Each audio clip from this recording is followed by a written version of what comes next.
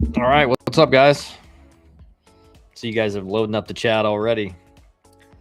I actually, so last night I was gonna do a stream, but I like last second on Thursday, I got reached out to by Kennesaw State to cover Game 1 against Liberty Friday night. Got to see Kennesaw's new facility upgrades with the new press box and everything, and it looked fantastic. And I also got to see, obviously, Ryan Coe, Kennesaw State's head coach, who I've known for almost 20 years as a guy who was scouting me when I was in college. And then Bradley LaCroix is the head coach at Liberty, and he actually recruited me when he was at Tennessee when I was in high school. So got to see both those guys. Really impressed, really honestly, with the pitching staffs for both teams from the guys that I saw. We'll talk about that a little bit, but let me get into obviously we've had some big stuff go on today, with Paul Mainieri being out and everything like that. So let me get through the chat. I saw Zach hit me with the question I knew was going to come. Zach, we'll get to that in a second. Good evening. We are back on track. Canes, yeah, Miami again. We'll see, but you got to take the small wins, right? Semi late night stream, attaboy. Yeah. What's up, Barks? What's up, Barks? Yeah, like I said, and to be honest, the sad thing for me, Zach, about your question right at the top is yesterday, the game got switched to like 1:00, and I just had some work stuff I had to do. And so I really couldn't watch most of the game. And then yesterday I was covering, today, I'm the head coach for my 4-year-old's like T-ball team. And our games were at the same time. So we had picture day. So we had to be at the game field at like 3:15. That was basically first pitch for the Georgia Tech game. And then our game was at 4. And that went over. Usually their games are like an hour. And it went over because of picture day and, falling behind. So we didn't get home until like 5:45. So I turned on the game in like the 6th inning. And it was already, I think it was 13 to 8 maybe, or something like that. What's up, Coog? What's up, man? We got to get some South Carolina feedback. We will definitely do that. Auburn Texas series has been great. Yeah, I mean, talk about that walk-off last night by Auburn. We'll talk about Canes. We beat Creighton. Calm down. Let's win an ACC series first. Sure. I get it, Zach, 100%. It's good to see Zach back in here, though. It's been a while, Zach. I've actually been last couple of streams I've been like, I know Zach's going to get in here at some point. But so, yeah, let's talk about the Auburn Texas game last night. Obviously a big walk-off, Robbins makes that error, ball gets under his glove. And I saw like there was so much on social media talking about, shortstop for, I think it's Rodriguez for Texas, making, people saying it's like a Bush League throw. And, do I think he had any intention of like, I think there was a lot of frustration and, kind of just like head was out of the play for that throw, and was just kind of taking out frustration with it. And I mean, certainly he wasn't trying to, he wasn't, I don't think, consciously being like, I'm just going to chuck this in the middle of Auburn's team. Secondly, Auburn's team was like way too far out on the field. They were, let the play end and then take the field. You can get out of the dugout, whatever, but Auburn's team was a little bit way too far out there. I'm sure Butch Thompson would tell you that. So, and then I saw comments like, we need to nail. I'm like, dude, you guys know Butch Thompson? Like, he is not that guy. Now, again, if he thinks there was malintent, that's different, but I don't think that at all. Zach, how concerned are you with Georgia Tech pitching? I think two things can be true at once. I think you're certainly starting to get a little concerned. And Pitt's offense has been one of the best offenses in the country. So, and the way, I mean, you guys have seen some of the videos. I mean, the ball just seems to be flying up there in Pittsburgh. So, certainly, the alarming thing is, Dylan Lloyd gave up 5 runs in the first. And, the alarming thing about Lloyd is, this guy was a dude in the SEC. I mean, either, in some starts and as a reliever, but, whichever way you want to, and part of that could be, I mean, listen, guys, it's a well-known fact that it's pretty much understood that the SEC typically has the best pitching, and the ACC has the best hitters. And so the question is, like, is Dylan Loy, is he just facing better hitters now? I don't know, but I've been a little bit disappointed with him so far through the year because when he was signed out of the portal, my thought was, okay, this guy may be the Friday guy. I mean, he may be, and again, not like a stuff type guy, but a guy that can really pitch and throw strikes, and certainly a Saturday guy. And he's been that, but it's like he'll have a good game, and then it's all of a sudden it gets, has a bad one. So I don't know. We have to wait and see. But I'm certainly starting to get a little concerned. 100%. What are we thinking about the Noles right now? Ignoring Cal Fisher at shortstop? No, I think Florida State's looking great. And excuse me, let me get this thing popped up off my screen. No, I think Florida State's fine. And listen, I mean, it's a tough matchup with NC State. NC State's been great all year. Another one of the best offenses in the country. So I think Florida State, you have to like their, how their offense has really gotten a little bit more consistent over these last couple weeks. But Florida State's got arms. If the offense keeps doing what it's doing, Florida State's they're going to be fine. To me, Florida State's looking like a host right now. Just with the way all around team that they're showing.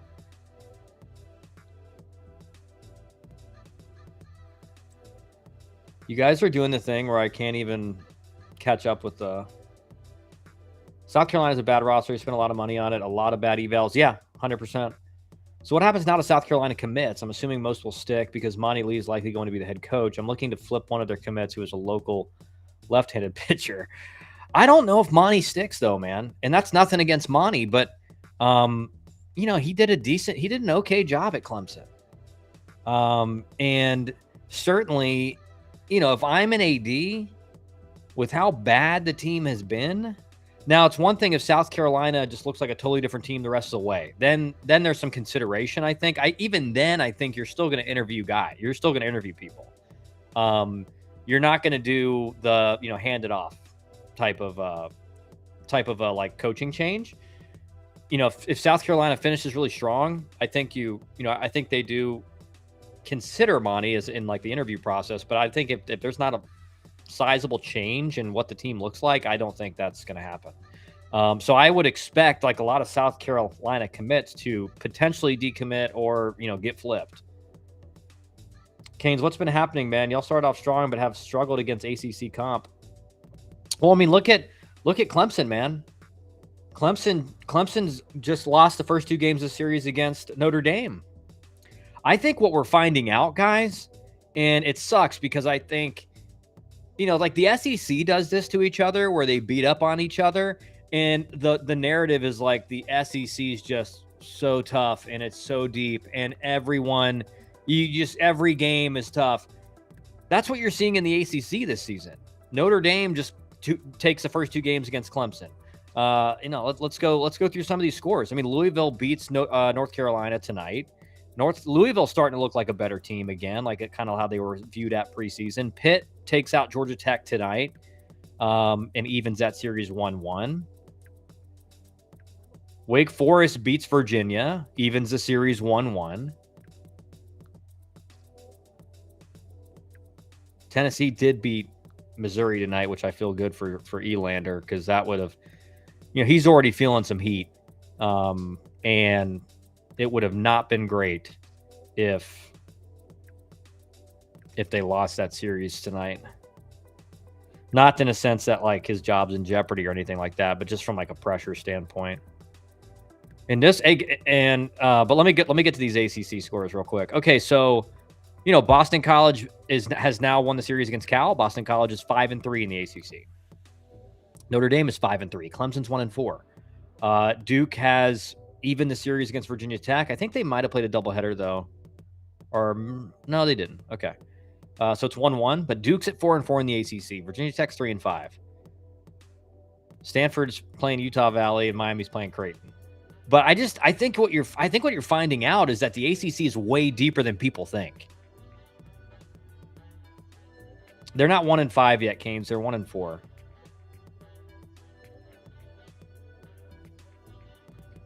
Looking way ahead, but we may get five West Coast regionals: UCLA, USC, Oregon, Oregon State, Arizona State. Dude, if Oregon State, I don't think Arizona State is. I mean, certainly, they'd have to have a great year, a great season, but I don't think so. I don't think you're going to see 5, unless all those teams go insane. And listen, like I was just about to make a comment about it. Oregon State, it's like, they had a really tough weekend this week against 9-13 UC Irvine. Give me a break. And of course, where are they playing? At UC Irvine. So I'm totally out on Oregon State. I think they are a good team. The problem is they're not battle tested at all. They will not be battle tested all year. And and this is why I really hope this year the selection committee does away with like really heavily weighted into RPI, because that's really Oregon State's only calling card. Besides the talent on the field, they have talent, but like you're beating Oregon's UC Irvine, who's 9-13 on the year, 5-3. That's what I don't think Oregon State gets a host. I would hope not. By the way, Kyle, your Twins at Gulf Coast are studs, especially Carson. He's hit 4 home runs in 2 games against Chipola. Yeah, I was checking on their numbers recently. They're both doing solid. I mean, obviously, like when I had checked, I know Carson was doing. Let me see here. See what he's doing.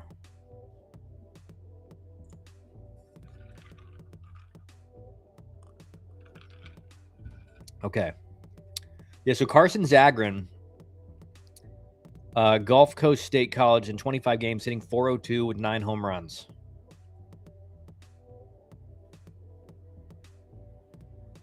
And you know what? He told me he was going to do that.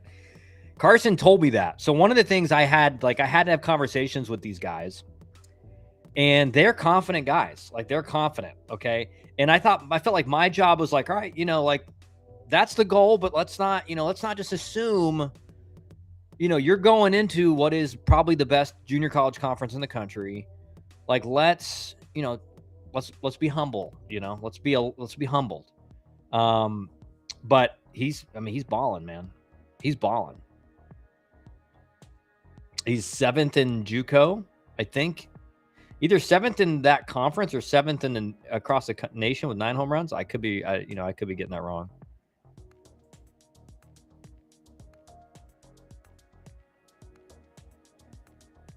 And let me look up his brother now. See how his brother's doing.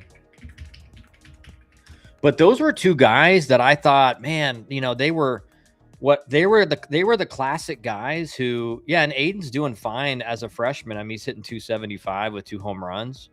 Not quite what Carson's doing, but they're both having solid. Obviously, Carson's having an unreal campaign. 9. He's got 9 now. He's got 9. We will be fine, Big H. I'd rather have adversity now than down the line. Yeah, 100%. Miles Bailey's a grown man. Yes, he is. I thought we assumed he was the coach in waiting once Mainieri retired. I don't think so, man. I don't think so. I think when a team has been so bad since Mainieri took over, like that stain, like generally gets applied to the rest of the staff. Now, again, that's not fair. But certainly, Mainieri wasn't out recruiting in the summer. I mean, can you guys think about that for a second? Like Mainieri went out at East Cobb or Lake Point. So at some point, you got to look at the evaluation, the recruiting. And that's not to say Monty Lee's it's not a really good coach, but I think in his head coaching, his stop at Clemson, there was like a lot of really great signs early, and then it kind of fell off. So I don't know. We just have to wait and see. We said this last year about Oregon State, and they were a national seed, 100%. But I do think, and correct me if I'm wrong, I believe they said that in the future, like RPI is not going to be as heavily weighted in those decisions, and it shouldn't be, right? Because what Oregon State has shown is that RPI can be a gamed metric. You just schedule subpar competition and play a ton of road game, a ton of road series. And it's like, yeah, I understand why road series in that formula are heavily weighted because, you go to Clemson and you take 2 or 3. That's a tough environment. You're playing in front of thousands of fans. It's a tough environment. You go to UC Irvine on the road, it's not a tough environment. And so that's the problem with the RPI system is it really, really heavily weights those road series wins. And, not all road series are the same. Let's see here. Miles Bailey refuses to sign autographs. Was at the few games and kids will surround him and he just jogs away after he's done talking to his parents every game I've been to. That's unfortunate, man. I always tried to sign as many. I mean, in college, it's different at Florida State, right? At Georgia Tech, there are not many. There are some kids, but you weren't getting swarmed. But certainly in professional baseball, like every kid that asked me for an autograph, I would sign. Now, if it was like some 50-year-old dude like trying to get me to sign a card, sometimes I'd be like, I got to go. Saw today that Coastal's coach is a top candidate for South Carolina. 100% he will be one. And the thing is, there's a lot of people to interview for this job. Think about Skylar Meade, for example, from Troy. Landon Powell from North Greenville, who's an alum. And he's turned North Greenville into a D2 powerhouse. He's got like a 750 winning percentage in North Greenville. Like he's probably going to be considered, you saw Michael Roth, who's like Mr. South Carolina baseball. He tweeted out today, like, I do hope alumni are kind of part of this process and are kind of included in more things going forward. I think James Ramsey's done a great job of that since he's taken over. And so I do think South Carolina is a massive job. Now, is it a plug and play type thing? I don't think so. That team they have right now is not good. When you're losing midweeks consistently, that's a very bad sign. So I do think there's a lot of work to be done, but certainly it's not a 3-year process. With the portal now, you can turn a team around in a year. I mean, we saw Wes Johnson do that at Georgia. And Georgia's off to a hell of a start in SEC play, taking the series against A&M this weekend. So I think there will be a ton of guys that will be on the hot list. Kendall Rogers is like he's licking his lips right now. He's like, oh man, the carousel starts early tonight, this week, boys, or this season. So Kendall Rogers is like, this is like Christmas for him, or Christmas in July. It's Christmas in March. That's FSU culture, Big H. It's kind of crappy because all these 7 to 14-year-olds are asking him to sign their merch. Yeah. Let me ask you this. Especially like nowadays, these kids are getting paid in college. I didn't get paid a dime, So if you're getting paid to represent a university, sign a kid's stuff. But let me ask you this. Is Coastal Carolina a better job than South Carolina? I mean, right now it is, I think. It depends, man. It depends. I mean, I think Coastal is one of those mid-majors that's on par with like SEC, ACC jobs, big-time jobs. So it's not like you're going to just instantly jump from Coastal to South Carolina, especially with you look at the situations of both schools right now. Coastal Carolina is playing well, and they've got some big injuries. So Coastal's in a way better position right now than South Carolina, obviously. Notre Dame is up 2-0 against Clemson. Are they playing a second game? Are they playing a doubleheader? Oh, up 2-0. Oh, in the series. They're 1-5. They're 1-4. They're 1-4. And they have 34 full scholarships and the most NIL in the ACC. True. Elander, I have a home for you in Miami always, baby. UCLA, USC, and Oregon are in the weakest conference. They will run through the Big Ten and are locks for host. Yeah, that's 100% true, Zach. Like UCLA and USC, like, are they going to lose a series? Oregon as well? I mean, I think USC has, the issue for USC, I mean, their pitching just has to be elite all year because their offense isn't great. But their pitching has been elite all year so far. So I think UCLA and USC, in my mind, probably get hosts. I think Oregon's going to be on the, possibly could be on the fringe. It's going to depend on how they play against UCLA and USC. I think basically that whole conference will have, I think they'll have 2 hosts. And it's going to be entirely based on like who wins against who in the series. Nah, man, every player was signing stuff. It's just him that refuses. His head might be too big, and he might be thinking about the financial part of it. That's the biggest eyewash thing in the world when guys are like, I don't sign because I want my autograph to be worth a lot or something. It's like, dude, shut up. Who cares? I hope that's not it, because that's a bad look.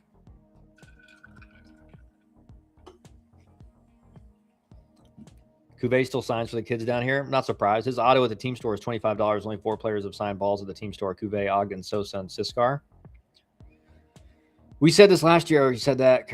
Mercer at Oregon State will actually be a good series next weekend. Mercer is like 20-3 now. Yeah, agreed, but still, it's like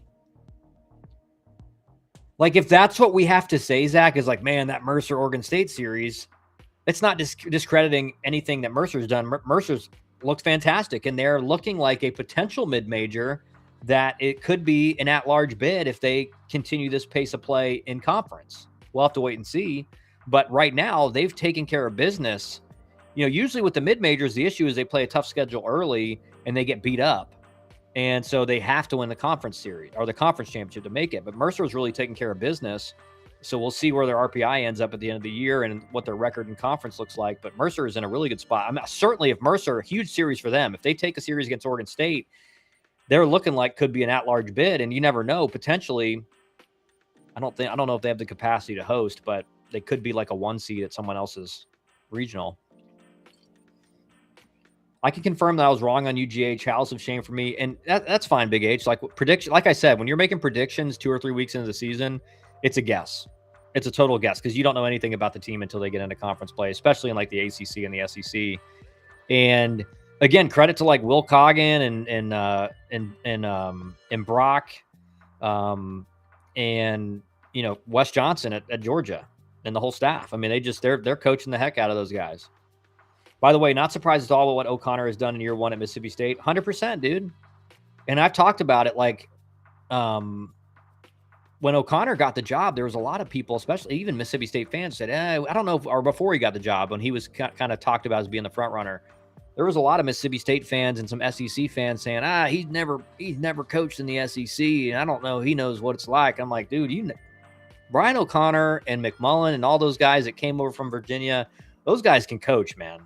They know ball. I fully expect them to do what they have done this year. Add Georgia Southern coach to that list. To the list of what, Barks? Is there news out that I don't know about? I mean, certainly Georgia Southern is having a very rough year. Very rough year. I mean, they got beat by Marshall 13-5 tonight. But it is not looking good for Georgia Southern. This is their worst season in a long time. Especially with the new facility upgrades. Like I was talking to someone about Georgia Southern yesterday, and I said, listen, like with their facilities and like their history of being very good as a mid-major, like this is a rough season, especially, and that's a place where you should be able to recruit very well with the facilities that they have down there. Really good, particularly for a mid-major.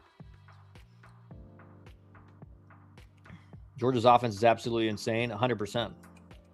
I paid $25 for one of his signed balls. He gets half of the money, so it's a way to support, and I get a signed ball. Yeah, that's great. How about them Gators getting shut out by Alabama? Got to give them pitching credit, but hitting has been dead. Yeah, I agree. Florida right now looks like a pit, like they have elite pitching, but the offense is not put up a ton of runs. I mean, even in like we talked about in the Miami series, like those series. It was like very low scoring games late, and then Florida would like broke away. But for sure, there are red flags with Florida's offense. They were also selling game worn baseball jerseys for 50% off. I bought 10 of them to steal, flipping those jerseys. Canes, y'all could be getting shut down by an unranked team. However, Gators will be an unranked team soon. Yeah, and Clemson probably going to be too. But here's the thing. In the ACC, with the narrative in the SEC is like, oh, well, every team's good. So when they lose a series to another SEC team, they don't drop very far. In the ACC, if you lose to an unranked team, you're dropping big time. When from what we've seen so far, I mean, the ACC is just very competitive. Notre Dame's a lot better than people thought. Duke's a lot better than people thought. Boston College has played a lot better than people thought. So, like the teams that people thought were going to be near the bottom of the ACC have shown out. Like, look at Pitt. Pitts looked great so far. I think Georgia hit 6 home runs today. Yeah, they did a bunch. He's probably next. Yeah, I mean, there's certainly rumblings about that going on. You know, the question is, will it happen? Who knows? Rodney Hennon's a great guy. I love Rodney. I hope they turn it around. But there is a lot of pressure down there at Southern right now. Can Texas hold on? Yeah, shoot. Yeah, I'm going to bring that game up, actually. I'm going to pull that game up while we're talking.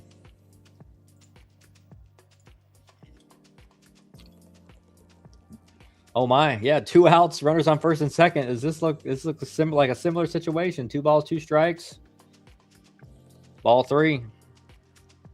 It's 7-6, bottom 9. Texas is up. Full count, runners on first and second for Auburn, so base hit's going to tie the game. But 2 outs. Fouled it off. Kid I used to go to high school with, transferred to Georgia Southern. Chase Davis used to be friends in shop class. Nice. The regular jerseys are $100 retail, and they are nowhere near the quality of the jerseys the players get. Auburn should jump UCLA for number 2 if they win this series. Yeah, for sure. I mean, Auburn's been great. I mean, they pounded Georgia Tech too. I mean, they look great offensively. Pitching, their midweek guy would be probably the Friday guy for Georgia Tech. Auburn's pitching is legit. Ball 4. And Auburn hitter with the stare down to the pitcher. I mean, golly, man. Like you hadn't tied the game yet. 3 straight walks with 2 outs. Bases loaded now, and it's the guy who got the go-ahead hit last night is at the plate. The hero from last night for Auburn is at the plate. Auburn's field makes no sense. Why does it make no sense? No wonder they're recruiting pitching. They have a pitcher's ballpark. Yeah. Except for down, you got the green monster in left, but... Or is it blue? I can't remember what... No pitch? Wow, pitch violation called 1-0. It would have been a ball anyway, though. The pitch was throwing a ball. Yeah, Auburn's leadoff hitter. This is the guy that had the base hit last night that went under Robbins' glove in center. You got to be disciplined as a hitter, though, here. 3 straight walks, you cannot give... You really don't want... Unless you get one right down the middle, you don't want to pull the trigger. Like, let this guy... Oh, my. That's terrible. That's a terrible swing right there by Auburn's leadoff hitter. Letting the moment get too big for him. Like, this guy's walked 3 straight hitters. The worst thing you can do is swing at a ball, and he just swung at a ball. It would have been 2-0. Because now he can kind of throw an off-speed pitch here. He can kind of try something else. Should be 3-0 now, right? Went with a changeup. I forgot to ask you about Tennessee player last week that pimped the flyout to end the game. Oh, Zach. We'll talk about it in a second. Bring up that question in like 5 minutes after this game's over. Exactly, Canes. When they're pissing down their leg, you just let them keep pissing. You don't. Oh, hit it hard right at third base.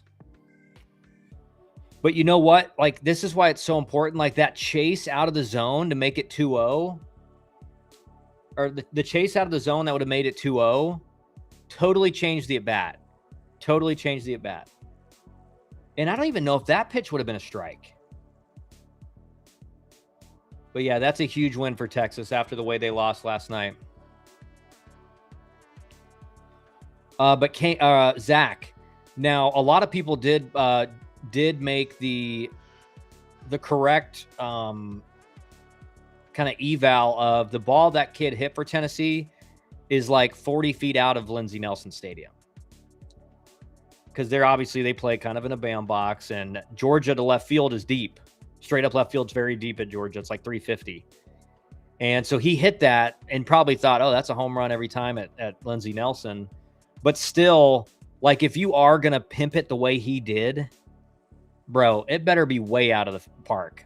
Like, the fact that, and I don't even think, a lot of people are like, oh, that was a robbed home run. If you watch the replay, I don't even think it would have been out. I think it would have hit off the wall. But I didn't see him, like, because everybody thinks when you jump at the wall, like, it would have been a home run.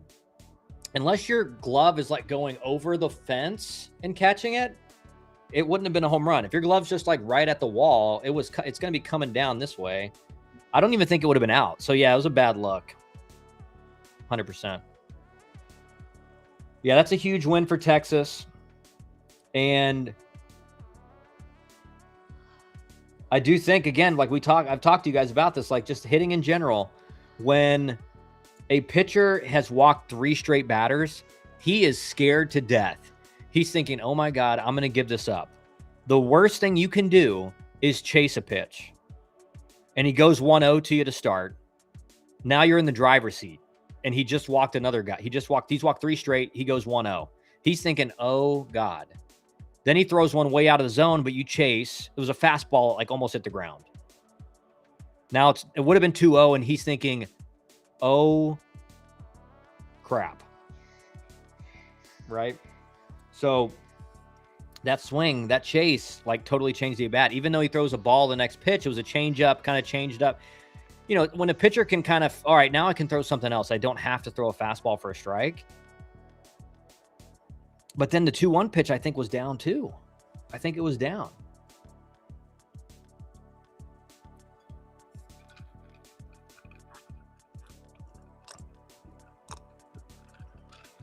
But yeah, that's a huge dub for Texas, because you lose 2 games in the 9th, you just feel terrible about yourself.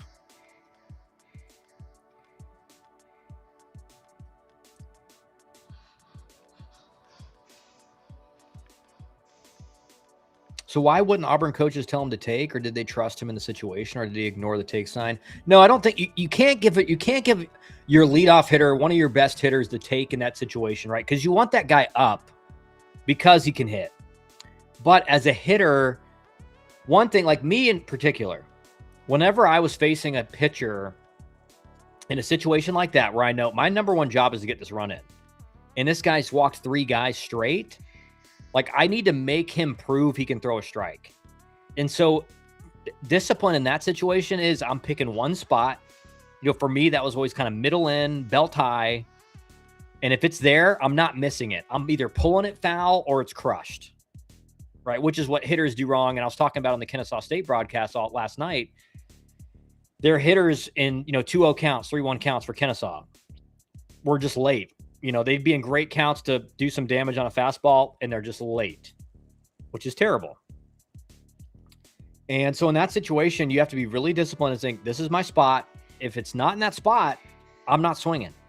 If it is there, I'm not missing it. I'm out front. And so just not great discipline there by Auburn's leadoff guy. 1-0 count, chases a fastball way out of the zone down.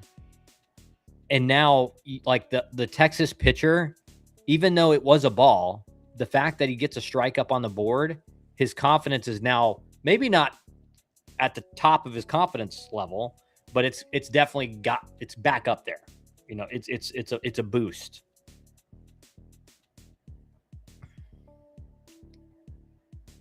Only way they'll make profit because people only watch UCLA, USC, and Oregon. Everyone else is dead. Any update on your Omaha picks? Are they still the same? We'll probably do that near the halfway point. We'll do another Omaha pick at the halfway point. And I'll tell you this right now, like like watching Georgia Tech's pitching right now, it's tough to put them as an Omaha team because the offense scored 9 tonight, but you end up losing 14-9. Your starting pitcher gives up 5. I mean, Tate McKee on Friday gave up 6 in like 2 innings, 3 innings. So it's just the problem right now for Georgia Tech is the starting pitching is consistently just not able to go deep at all. And so your bullpen's just toast. And Georgia Tech really doesn't have, most really good teams have a few really dependable back end bullpen guys that come in and the game's over. Like they come in and it's done. And like the guy, think about what, like for us, like Luke Bard was that for us. Zane Evans was that for us. Dusty Isaacs was that for Georgia Tech in 2014, his senior year. Like you have a guy that's just nails. Like he's coming in, the game's over. He's not giving it up. Georgia Tech doesn't really have that guy yet. There hasn't been a guy that's shown that. ability to do that. So certainly, there's question marks in the entirety of the pitching staff right now, because Tate McKee, looked great against Clemson, and I wasn't able to watch most of the game. I wasn't able to watch any of the game yesterday. I could only watch the back half of the game today, so I wasn't able to get to see really what was the reason behind the struggle for both starting pitchers, but they struggled, right? And then the bullpen struggled after that. Oregon, UCLA, and USC are the only good teams in the Big Ten, and they should still be in the Pac-12. Oregon, UCLA, and USC are just going to dominate the Big Ten. That's just the reality. They're going to dominate it, and certainly UCLA, as of now, looks like they're going to be a lock for a host. USC is definitely looking like they're going to be a host if they can continue to just dominate on the pitching side. And again, my issue with USC is, if they are a host of a regional, do they get an easy regional, or do they get an SEC team sent to them and an ACC team sent to them? And then is the pitching enough, or is the offense enough to win like a 7-6 baseball game? That's my question mark for USC. Is they definitely have pitching, but their offense has not been able to do a ton. It won't be a joke soon, Zach. Zach, I see we agree. So USC right now is beating Washington, who's 9-12, 7-1 in the second. So they put up some runs, but we're not really going to get a sense of how great USC's offense has not put up a ton of runs so far this season. And they're facing, not great competition in terms of, you're not facing SEC, ACC level teams every weekend, but they're 22-1. Andy Stankiewicz has done a great job at USC. Just a hell of a job. He's bringing back the former glory of USC in the heyday. Aren't they seeding 1 through 32 now in regionals? Yes, they are. So depending on if USC ends up being one of the back end seeds, they could get stuck with a really strong 2 seed. And that's my USC, I'm calling it right now. If you look at all who ends up being a host, if USC ends up being a host, that's an upset watch in a regional, 100%, just because of the offense. That's it. You're not worried about the pitching. I think the pitching is going to be fine, but the question will become, in a regional format, will they be able to put up enough runs consistently?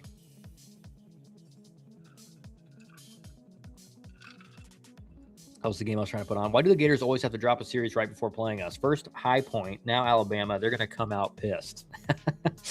Yeah, well, you know what it is. That's how it always works. I'm also trying to watch San Diego State versus San Jose State, bottom 9.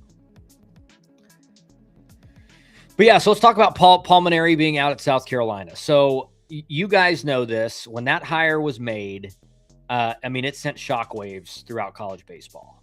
I can count on both hands and both feet, and more than that, how many people I talked to the next couple days that were like, what is South Carolina doing? Because Paul Mainieri obviously was a legendary head coach, fantastic career. These last couple years at South Carolina is not going to mess up his legacy with what he did in college baseball. But certainly, when he retired from LSU, the word around town was that, he was kind of over. He was done. He was tired. Supposedly there were some health issues involved. I don't really know. And he was just ready to be done. He was just not as, maybe he was enjoying it still, but just it wasn't quite the same for him. And so the thought was, yeah, he's just ready to be done. He's had a great career. He's done amazing things. He's ready to be done. And so when he was hired, it was such a weird decision, because it was this is a guy who, when he retired, that was the word around town. And I remember telling you guys, I don't know if it's a great hire. You had a lot of candidates that were kind of young, up and coming, or even proven guys that would have taken that job. And, it turned out the way it did. And to me, with how bad South Carolina's been, it's not like they were just okay. They've been terrible.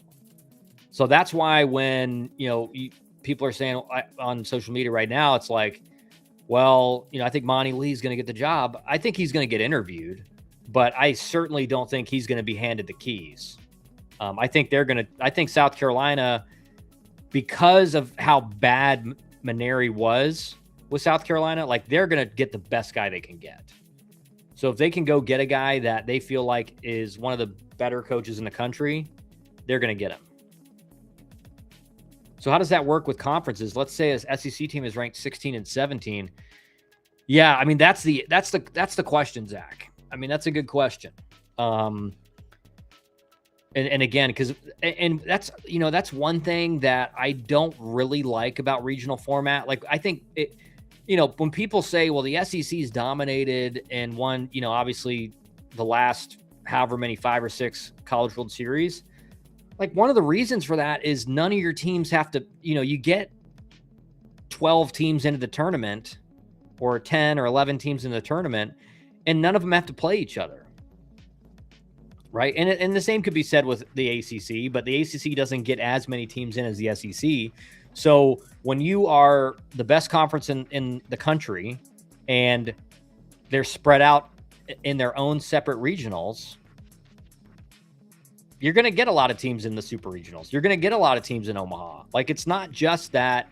Now, again, they have to win their regionals and their super regionals, right? So it's not taking anything away, but I mean, part of it is it's just a numbers game as well. Like that's also part of it. So I don't know how that'll be handled, Zach. I would like to see it where, if you're a 2-seed SEC team and the regional you're matched up with is an SEC host, like you're going there. Sorry. And the same with the ACC and all the other conferences. Big H, then they're automatically put into Omaha, no regionals needed. Yeah. That was the complete opposite hire of O'Connor at Mississippi State and Pollard at Virginia. I knew that hire wasn't going to work. Exactly. It made no sense. The guy had been out of the game for a few years. It just did not make sense. And especially you were hiring a guy who you knew was not going to be there long term either. Like that was the biggest thing that made no sense was when you're hiring a coach at a place like South Carolina, like you want him to be there forever. Best case scenario, you want him to be like Danny Hall at Georgia Tech or some of these other coaches that have been around for a long time, like how Brian O'Connor was at Virginia for so long. Like that's what you want. You want a guy who's, 10, 20 years is going to be your head coach. And Mainieri, that was never going to be the case with Mainieri. So there were so many things that made no sense. Need young or old coaches that still want to recruit, embrace NIL transfer portal. Yeah. And the reality is also this, as much as I hate admitting this, a lot of these players now, like they want to play for kind of a younger head coach. Like in general, that's just kind of how it works. Like in Mainieri's kind of like looked at from the players now, like he's like a grandpa, which he is, he is a grandfather. So, and there's nothing wrong with that, but like, that's not what they're looking to play for a guy who's 40, like James Ramsey's 35 years old or 36 maybe. That's a young guy. He's not too far removed from when he was a college player. And so that's kind of what a lot of these players want to play for now, is they want to play for a younger guy. Doesn't mean he has to be 30 something, but like 40, even 50 is not like too old. But when a guy's like 60 something and it's like your first time taking over, and, I can guarantee you Mainieri's coaching style is more old school. He's not, if you believe the stories that came out of South Carolina, like not really a player's coach. In a lot of press conferences, he would just rag on his players, which sometimes that's needed. Dave Van Horn does that at Arkansas, but those guys at Arkansas usually answer the bell when he does it. But Dave Van Horn didn't retire for 3 years, then come back, and it's different. It's a totally different thing. Arizona Texas Tech is also on right now. Yeah, I saw that. Arizona really down this year, coming off College World Series appearance last year. Yeah, they definitely are. Let me just pull this up real quick.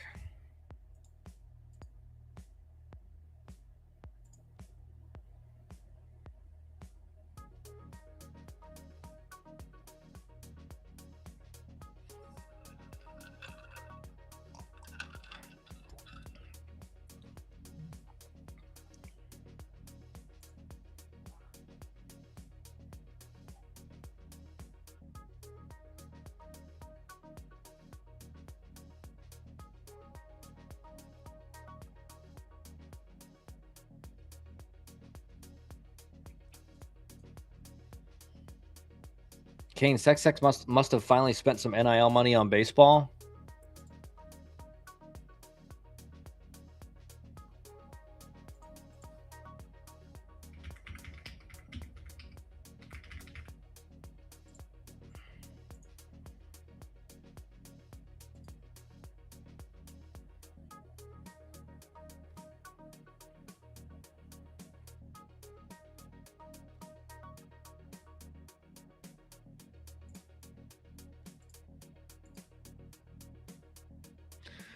Well, Texas Tech can pitch it. Actually, no, they can't. That was their whip.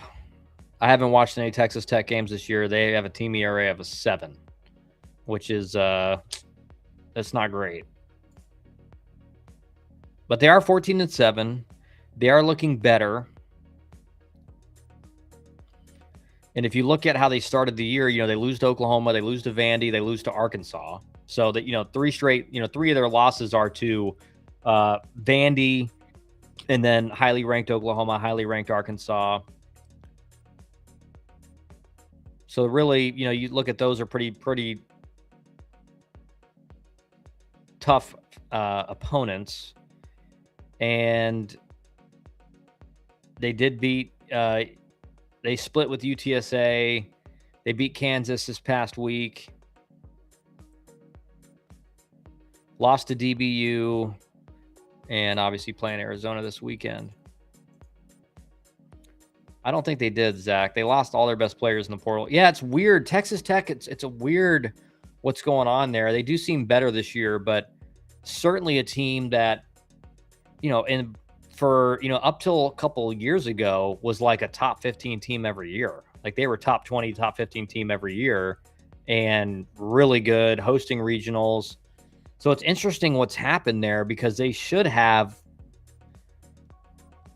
they got a lot of oil money at Texas Tech. So it's weird that they're not kind of in that same form that they were, because you would think that the NIL there would be getting them a lot of really good players.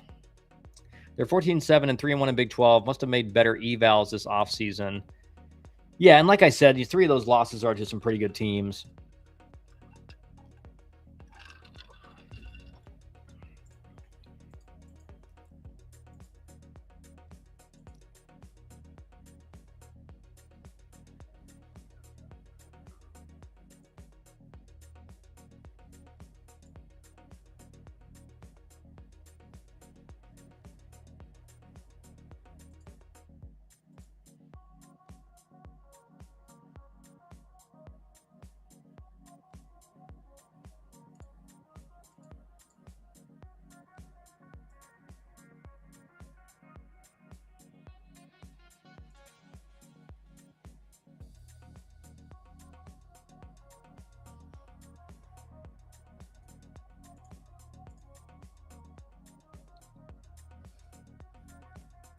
So what are we thinking, guys? Is oil going to go to like $200 right now? I need Buck on here. We need to talk stocks and just markets.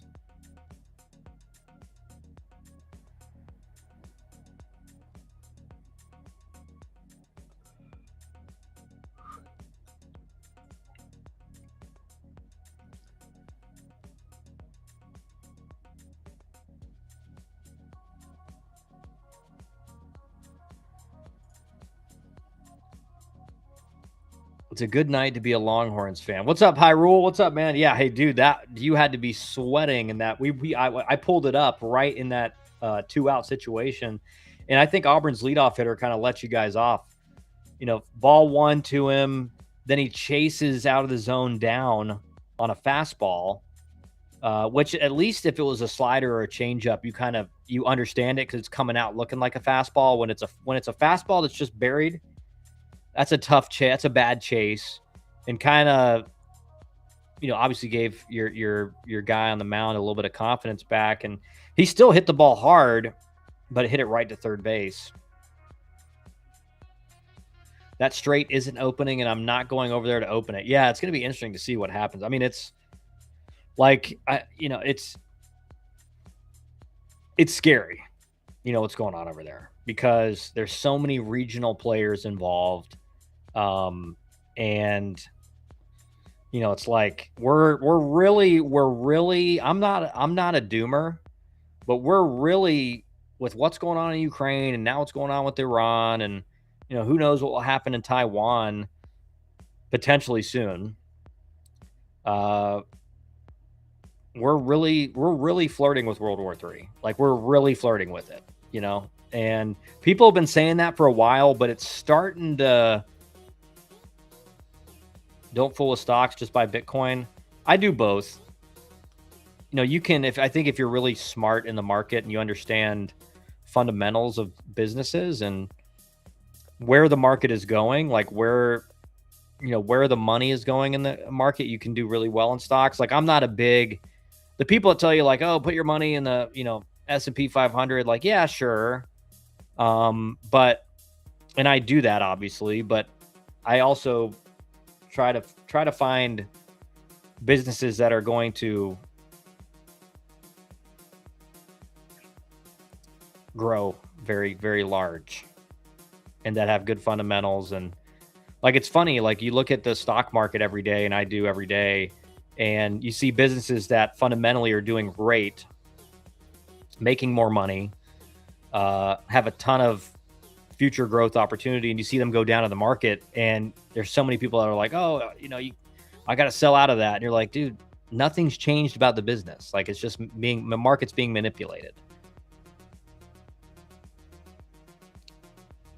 Don't get me started on Friday's game. Yeah, that was a tough loss. Texas also advanced to the Sweet 16. Hopefully it's Miami versus Texas in the Sweet 16.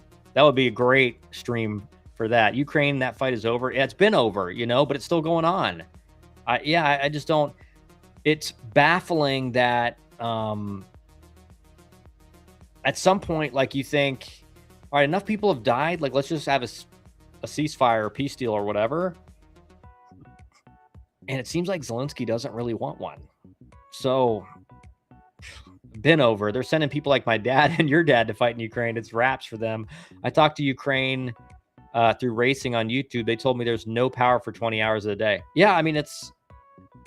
Yeah, I think I saw something like, I think it's like a million dead men in Ukraine since that war started.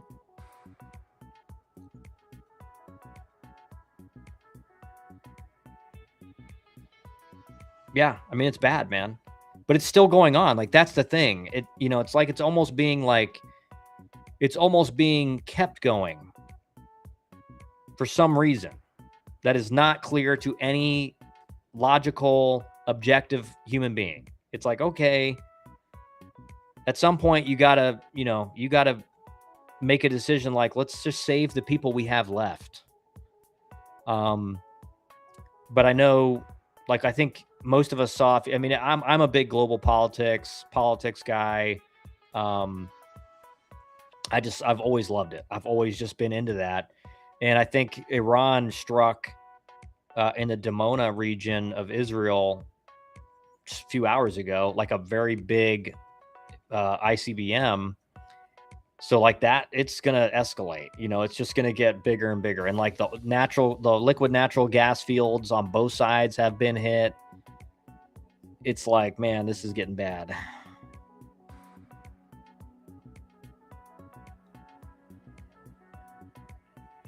Putin is a psycho. Literally will lose thousands of Russians to have land. It's like both sides. I don't understand why, because like Russia has taken over the entire region that they believe is, I mean, it was ethnically Russian, but they believe is, theirs. All right, okay, like end it then, end it. And so I don't understand why it's still going. You don't understand. You can't end something without both sides agreeing, and you look out for the interest of both parties. We are reasonable people. The people who we elect are not. 100%. And that's a great point, Keynes. It's exactly right. It's at some point, like Russia's going to have to give a little bit. Ukraine's going to have to give a little bit, or else like it's just going to get worse, and certainly Ukraine is not going to take back that land unless like NATO gets involved, and then that's not good. Do you have any other clients in the Panhandle Conference this year? I'd have to check. None of the guys that I've worked with. I have a guy in at a JUCO over on the West Coast, but I don't think I have any other guys that are playing in the. Well, we do. We actually do have. It wasn't one of my clients. We do have another guy down there in the Panhandle. I'd have to figure out what. Remember which team he's on. They are bullies, plain and simple, and they are getting taught what happens to bullies.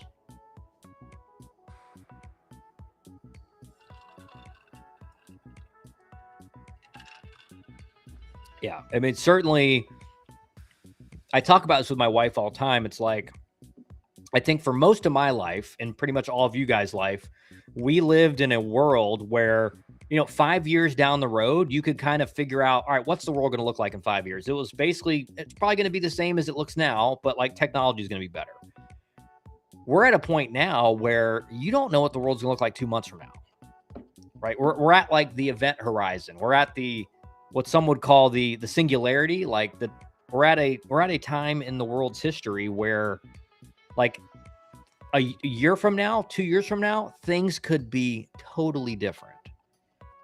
And in some regards, like I don't want to say exciting, but it's an interesting time to be alive in, because it's like, who knows what's going to happen, but because it's who knows what's going to happen, it's also scary, and as a father of 2 young kids, you're like, my wife's always like, I don't really want to know about this. And I understand that.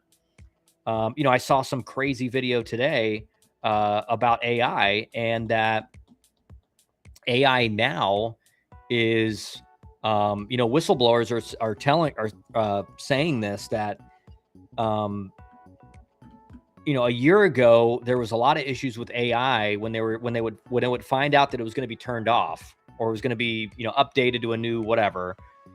It would like blackmail. It would find the emails, and it would find like scathing emails of people that were working on the AI, and it would blackmail like the guy with whatever his illicit behavior was.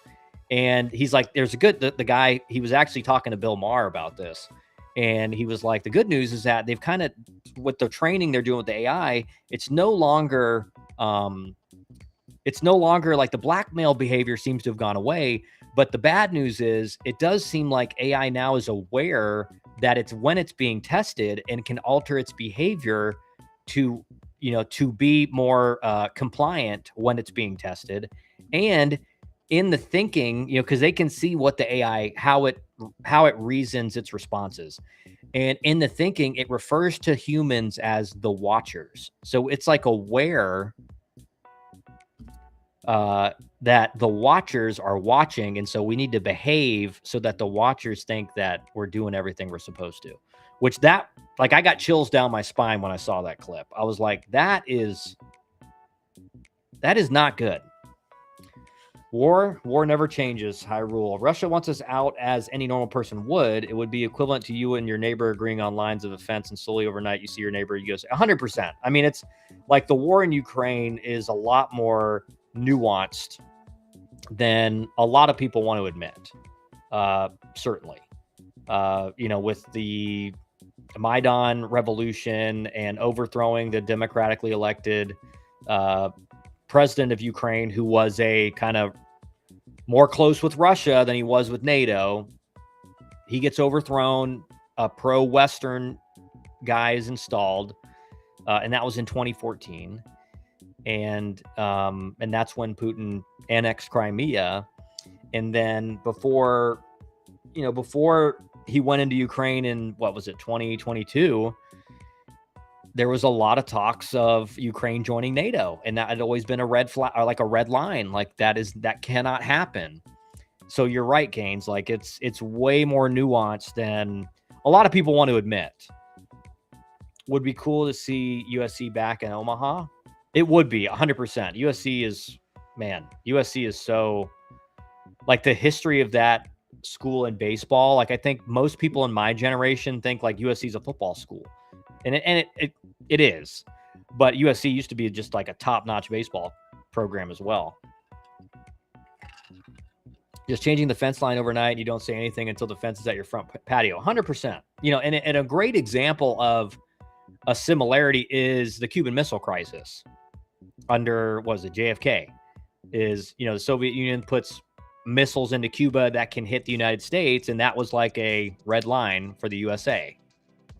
It's very similar. We need Miami, USC, Rice, Cal State, Fullerton back in Omaha. David Pierce seems to be doing a good job at Rice. They're not there yet, but who knows? Certainly, I think a really bright spot in this season so far is like how well the mid majors are playing against the Power 4 competition in the midweeks. It does look like, and listen, here's a great example. And then Hyrule says, "Can I please get a girlfriend before the world goes nuclear?" Yeah, for real, man, for real. I was calling the game for Kennesaw and Liberty last night. Liberty's starting pitcher, ace, Ben Blair, potential first round pick, like best arm I've seen all year.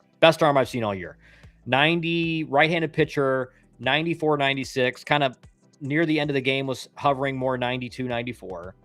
Low release, low 3/4 slot, 4-seam, ride, but it's got some ride and run. Slider, nasty slider. He can throw for strikes whenever he wants. Cutter, he can throw for strikes whenever he wants. And I mean, Kennesaw's hitters had no chance. I mean, it was a just dominating performance. But Cooper McMullen for Kennesaw, he's 94, 96. Not quite the polished pitcher that Ben Blair is. I mean, Ben Blair head and shoulders above him in terms of polish as a pitcher. But from a pure stuff perspective, McMullen was close to him.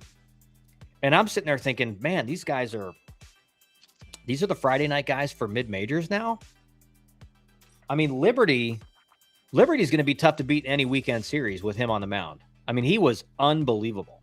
I mean, I was so impressed with him. Pretty much every slider he threw or cutter he threw was at the knees. It did not make one mistake. He made one mistake with a slider and gave up a double. That was like second hit of the night. No country has lost more men to war and been invaded more than Russia in the last 100 years. The only flat ground route to Moscow is west. They will never let NATO control, but Putin's still a psycho. Yeah, I think you're right on that. Listen, you have to be able to take yourself, out of like your own perspective and your own shoes and put yourself in the shoes of someone in another situation and understand, like, if your job is to look out for your country's best interest. And certainly, I mean, and Putin's even said this, like he's asked to join NATO multiple times and been denied. And whether that's a good thing or a bad thing, who knows? But so if you've been denied the ability to join the NATO twice, and NATO keeps moving closer and closer to your country, and with that has the ability to put in missile defense systems, but also missile defense systems can be adjusted in layman's terms, basically overnight, to be offensive missile systems. That can be an issue. Everyone has a good Friday night guy. Not everybody, Canes. Let us know when you call a game again. Yeah, I will. You know what? I was planning on tweeting it out, and I just totally forgot because I got to Kennesaw, and I wanted to check out the new facilities. I talked to Ryan Coe. I talked to Bradley LaCroix. I talked to Alan Butts, who's now an area guy with the Atlanta Braves. He was the bullpen catcher for the Atlanta Braves for a long time when my dad was in the front office, so I've known him for a long time. So I talked to a lot of guys I knew, and then all of a sudden it was like, all right, we got to get ready for the game.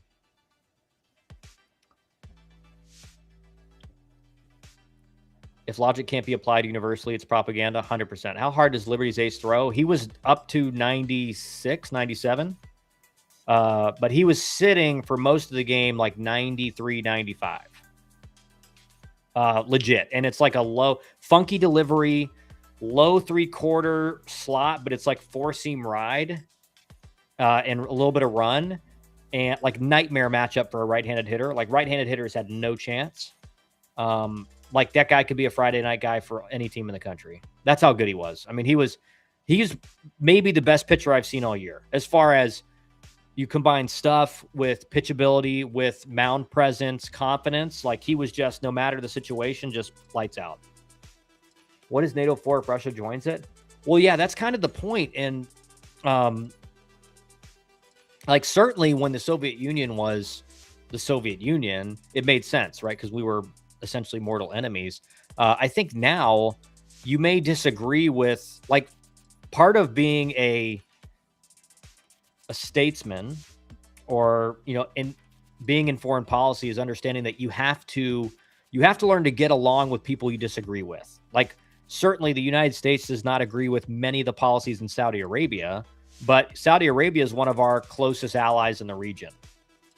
But doesn't mean we agree with what they do, their laws, anything like that. And so I think what a lot of people would say is that, you know, that same policy or belief should be instilled with Russia, because even if you disagree with the leader and you disagree with certain things they do, right? They crack down on journalists. The scary thing is, if you look at the amount of journalists that are arrested in Russia compared to Great Britain, way more journalists and people arrested for social media posts in Great Britain now than in Russia.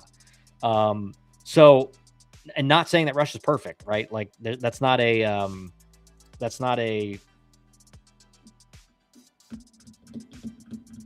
defense of like, oh yeah, Russia's is a great place. Although I do actually know people from Russia and talk to them fairly regularly. But part of foreign policy is, you know, you make alliances and agreements with people that you disagree with, in order to maintain, as cliche as it sounds, world peace, or like keep the world out of kind of what it's in now, which is like, you know, the world's on fire, quite literally. The oil fields are burning in Qatar, or the liquid natural gas fields in Qatar, which is a facility, I forget what it's called, but the facility was missiled by Iran. And I think it was like $20 billion to build the facility that supplies, like, what is it, 40 to 60% of the world's liquid natural gas. So that went, a large portion of that facility was severely damaged. And then obviously the liquid natural gas fields were bombed in Iran, which is another major supplier. So that's not great.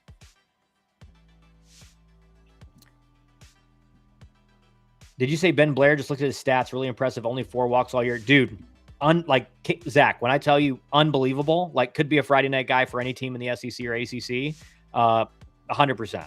Like the dude is nasty. Elite stuff, elite command.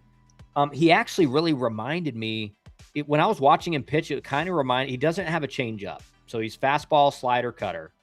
But he reminded me of Danny Hultzen from the right side, you know, and not the same delivery or anything like that, but kind of low 3/4 slot, kind of a slinger, but elite command, ride and run, and just every pitch he can throw wherever he wants.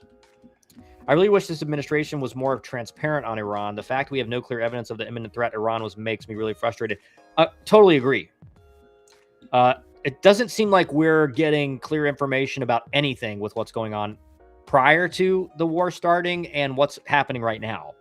Because a lot of people you saw were saying like, well, Iran's out of like, they're running out of missiles. They don't have any drones left. And then like today it was like, you know, a bunch of missiles hit Israel. So they definitely still have some. They fired 2 ICBMs at Diego Garcia down there in the Indian Ocean. That was like 4,000 kilometers away. So they have more capability as far as ICBM range than people originally thought. So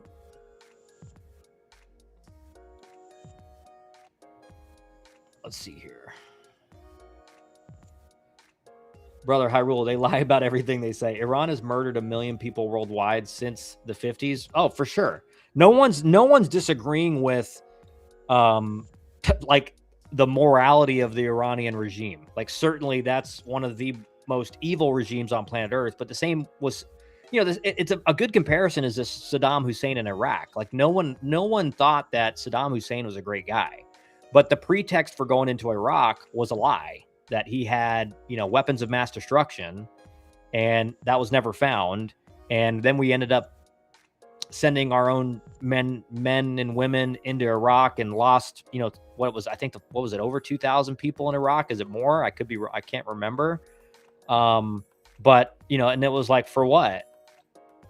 We pulled out, and then ISIS came in, and, it's like, so we spent 20 years there doing, and, soldiers, rightfully so, like,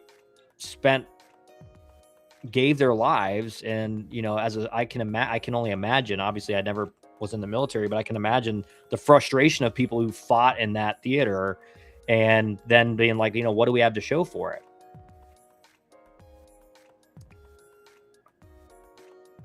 Eight months ago, he said we ended the nukes. 4 weeks ago, he says they're about to nuke us. Both can't be true. True. Yes, it can. They can continue to develop nuclear programs. So the issue, and let me just read the rest of the chat. When did this stream become the Sean Hannity show? No, not Sean Hannity. Please, no. I got to listen to Dusty call the GT Virginia Tech game a couple weeks ago. Yeah, he's good. But Trump said he ended their nukes. How can both be true? Hyrule, the logic doesn't add up. Keynes, yeah, I guess Texas Tech is still bad. If I take your apples, you can grow more apples, dude. It's logic. I'm saying I'm frustrated we have no public evidence of what it looks like. True. North Korea has nukes aimed at us right now. We aren't doing nothing to them because they have nukes. That's why Iran wants them, so they can stop getting attacked. True. Yeah, I think, certainly Iran does not have the capability to strike the United States. They don't have they don't have ICBMs that can go that far. But listen, what Iran is doing, and here's a regional historical analysis. And you actually have a bunch of countries that do what Iran was doing, which is called, guys can look this up, it's called nuclear hedging. And essentially what that is you have the ability to enrich uranium to a level to which you can make a nuclear bomb, but you never do it. And the reason you do that is because if you feel like your national sovereignty is ever at risk, you can develop one. Japan does this now. A bunch of other Western countries who don't have nuclear weapons do engage in nuclear hedging, meaning they have the capability, but they don't actually have a nuclear bomb. And the reason I think you see Iran doing this, and again, this is not a defense of the Iranian regime. The Iranian regime is nightmarish. But, you see what happened in Libya. Muammar Gaddafi gave up his nuclear weapons and then was basically ousted and horrifically killed. And maybe was he a bad guy or a good guy? I don't know. Because, nowadays you can't believe anything you read. But, if you see that as a regional actor and, you're the leader of Libya complies and says, all right, we'll give up our nuclear program. And then you're immediately afterward overthrown and brutally executed by your countrymen. Maybe you're like, I don't know if we should give these things up. But certainly what Keynes is saying is right. It's like, well, did you destroy the capability? Or maybe they had more sites that had similar capabilities in enrichment. It's and I think what Hyrule's saying is true, is like the transparency would be nice. It would be nice to just know, okay, but let's just tell us the honest truth. Like we're Americans. We have high intelligence. We can if we know the truth, we can agree with it. We can disagree with it, but at least we know the truth. But Keynes is right. North Korea has nukes. I don't think certainly don't have the capability to strike the U.S. But no one's doing anything about that. I love my political baseball stream. Yeah, this is like, I've told you guys, my wife says I live life on a soapbox. Like, the reason she lets me do these, and the reason she's like, yeah, you need to go do some broadcasts, is because like she's like, I'm getting tired of this. Like, can we just watch TV?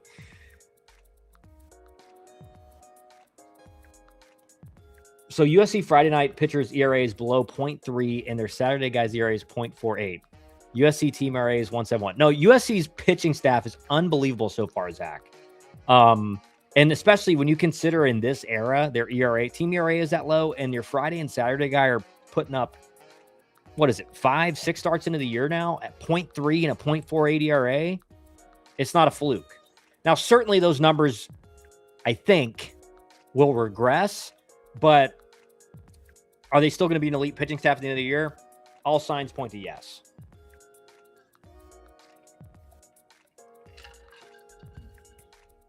Yeah, Kim Jong-un literally told our government when they asked him to give up his nukes for peace and no sanctions, he said, look at what happened to Gaddafi. Yeah, it's 100%. You know, and so it's I think, I forget the quote, whoever said this, but it's a, you know, it's easy to think of your enemies as just like pure evil and terrible people. And certainly that can be true, but they are still usually logical and a human being. And so they are, you know, they're going to make rational decisions typically. And so 100%. I mean, Iran, if you're, you know, because Iran really is last man standing in the Middle East, you know, largely the Middle Eastern Muslim countries have kind of formed not alliances, but friendly relationships with Israel. And so Iran's really kind of the last one, and its proxies are like the last one that's really kind of not ready to do that, certainly. And so if you think, all right, we're kind of public enemy number one, and with Israel and the United States in the region, we give up our nuclear weapons, you know, are we going to get Libya'd? Or at least not, they don't have nuclear weapons, but give up our nuclear enrichment capability.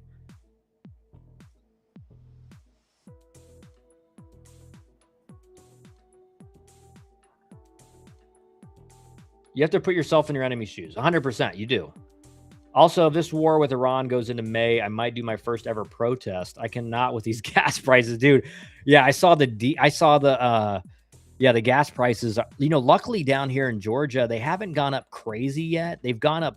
Don't get me wrong. They've gone up from like, you know, we were down in like the 270 or 260 range, and it's back up to like I think I saw yesterday it was like 330 or 340. So it's gone up pretty significantly in a very short period of time. Like, but I know around the rest of the country, it's gone up even bigger than that. And certainly, yeah, it's like, you know, if you're someone that commutes to work, you're like, I need to get paid more now.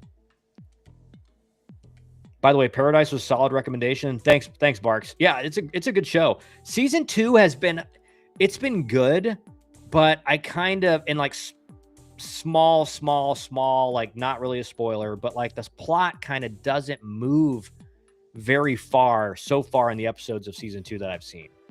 So I really want that. And I think we're 5 episodes into season 2 now. I really want the plot to start moving along. And I have some predictions about what I think is going to be the big reveal at the end of season 2. I don't want to say that if you guys haven't watched it. But I do have a pretty, I think, ironclad prediction that I made in, I believe, episode 1 of season 2 about what's going on. It's only going higher, and like Paradise is starting to get a little bit of Lost vibes. Like, you know, it's starting to get season 2.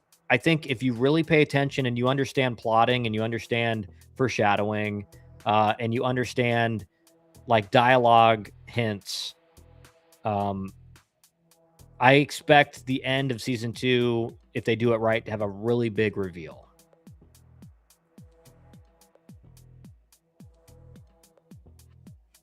Hey, Mott, I'm not reading your comments, bro. We were 230 and now it's 370. Oh my God. Yeah, that's bad. The gas also affects your food. Yep. No, it does. It affects everything. Everything. Because everything needs oil. Like food needs to be transported. It needs to be harvested using machinery that uses oil. So it's not just your gas. I mean, it's literally every single product in the market. And a great, if you guys watch Landman, a great scene, and if you guys have watched Landman, you know what I'm talking about, is when Billy Bob Thornton's character is talking to the woman lawyer, and he's got her out at the windmills, and he's explaining how like this windmill, like it doesn't do anything because the amount of oil that goes into building this thing. And he just explains, like, you know, the trucks that bring out the supplies are run by oil. Like the concrete to transport it needs oil, to pour it needs oil, and like like Taylor Sheridan is the boss, right? Taylor Sheridan is great because he just tells the actual truth. Like his stories are actually true. Any show that Taylor Sheridan makes, I watch. Me and my wife are watching The Madison right now, and it's a different vibe from most of his shows, but it's been really good. The gas also and I'll read your whole comment now, Canes. Also affects your food. Hyrule diesel is what these big trucks use. They said short-term pain for long-term gain. I see short-term pain and even longer-term gain. Well, certainly, Canes, with the like damage done to that facility in Qatar. Let me see what it's called.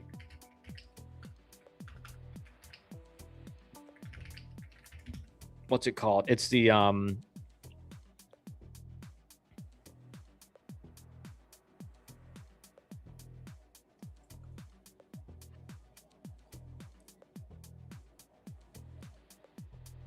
Ras Laffan Industrial City. It's home to the largest liquefied natural gas or LNG export facility in the world.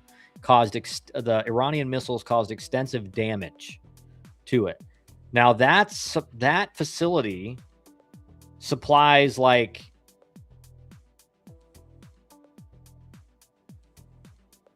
20% of the world's liquid natural gas or exports. So that's not good. And then the liquid natural gas fields in Iran were bombed and likely extensively damaged as well, if not fully destroyed. So, yeah, like prices, if we're not seeing it yet, because I know like the U.S. does have strategic oil reserves, so that can like buy time for some point. Mayor of Kingstown. Yeah, another check out. Yeah, I've watched Mayor of Kingstown. Great show. And even the one with Sylvester Stallone, which is, I forget what it's called. That's even a pretty solid one. I think it's definitely his, of all of his shows that I've seen, it's definitely the worst one. But it's still pretty good. 400 billion for Ukraine, a place that is like 15K miles from my house that I don't think anyone gives F's about truly. Yeah. Well, certainly, yeah. I mean, that's a lot of money. Lots of talk about my homeland tonight. Yeah, Mott is, yeah, he's a Middle Eastern guy. Mott, correct me if I'm wrong. You were born somewhere over there, right? Can you reveal your birthplace, Mott? You think Venezuela wants their oil back now that they beat us in baseball? No, I don't. I think if you know anyone from Venezuela, they're like ecstatic right now. They finally feel like actually Venezuela can be a country again. Like I remember my dad telling stories about Venezuela was my dad's favorite place to go scout in Latin America. He loved it. He said, you'd go there. They had a high level of, they had the highest standard of living in South America. Before Hugo Chavez and then Maduro. And, they had a ton of oil, but like, as far as natural resources, like they're one of the most blessed countries in the world with natural resources, but also just a beautiful country with great people.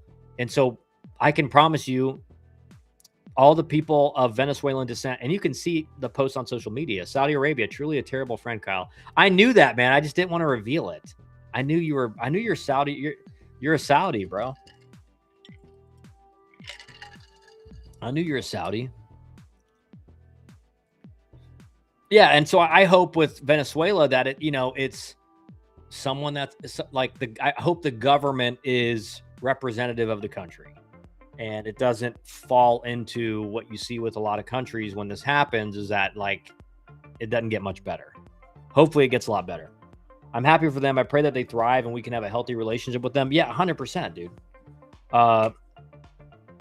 And, again, if you have, a lot of that oil was going to Iran and going to China and Russia. So, and Russia really doesn't need oil, but more so to China and Iran. So now that oil is going to be sent to us. But the U.S. doesn't need oil either. Like if we actually drilled for oil, to put it lightly, we'd be fine. We have as much oil as we can need. But now you have a strategic partner, hopefully, that in some bad case, like you can depend on to supply you. And the oil in Venezuela is like a heavy sour crude, which requires certain forget the word, certain refining capabilities. Like not just any refinery can refine it. So that's why you're going to see a lot of like those oil and gas companies get down there and start getting those refineries up and running in Venezuela, but certainly they can export that crude into the US. And you have some oil and gas companies that are specialized in it. What is I remember because when it happened, I was like, all right, I gotta figure out which company is really good at what company's really good at refining this stuff. Now 500 to 2 trillion for a war that our parents want, that none of us want. Our parents were born in an era when there was 3 TV channels. We were born in an era of free TV. Yeah. I mean, certainly, obviously, like the war in Iran was essentially marketed to us as this ain't gonna take too long, and a lot of people who are, foreign policy people understand Iran's capabilities and understand what it would take. I mean, Iran's the biggest country in the Middle East. It's like a population of 70 million or 68 million people. And Iran, really, of all the Middle Eastern countries, has a very large military. So the idea that like you take out the Ayatollah, that the military, I think the hope was that you take out the leadership and the military will kind of defect and not going to follow orders, not going to fight this war.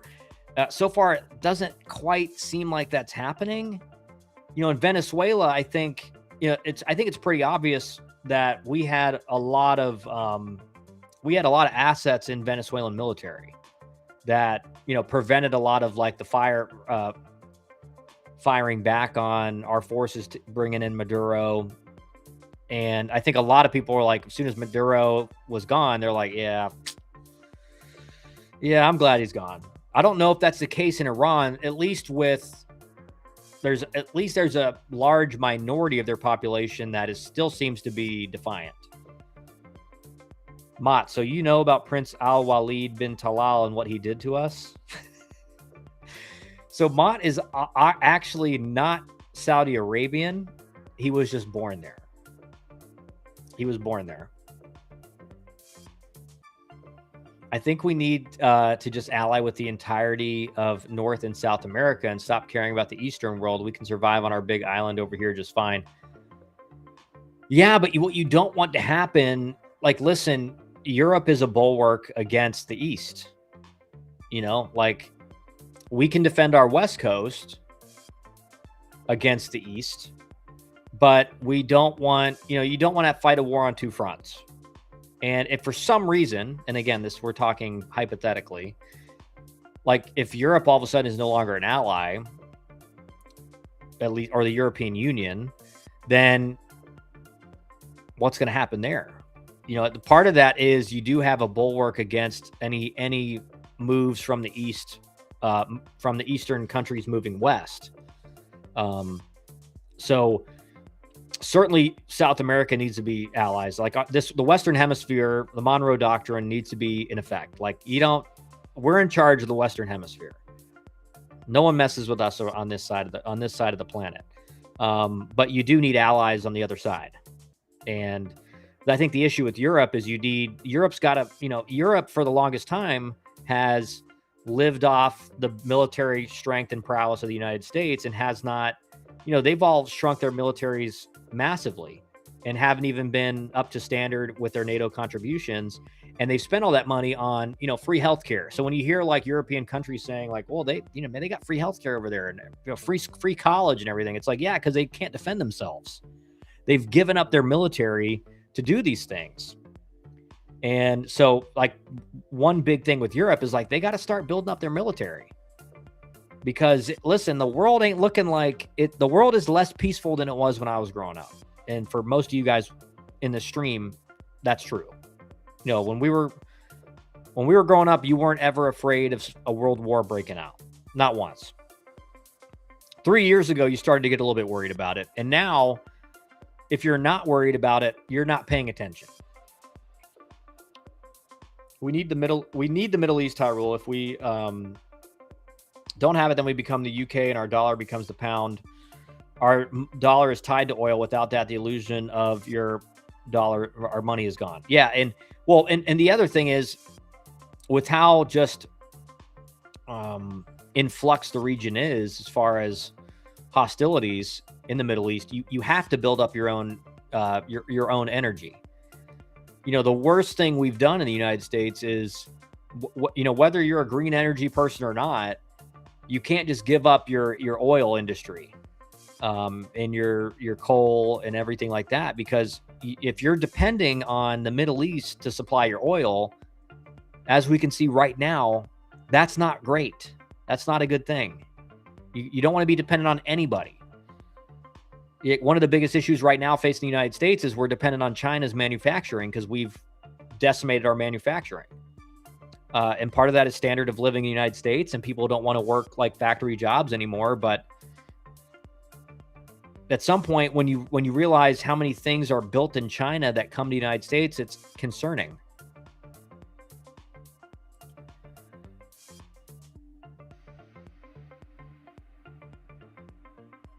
The problem is someone is undermining our interest and only cares about their interest, and their interest is to get us out of the Middle East.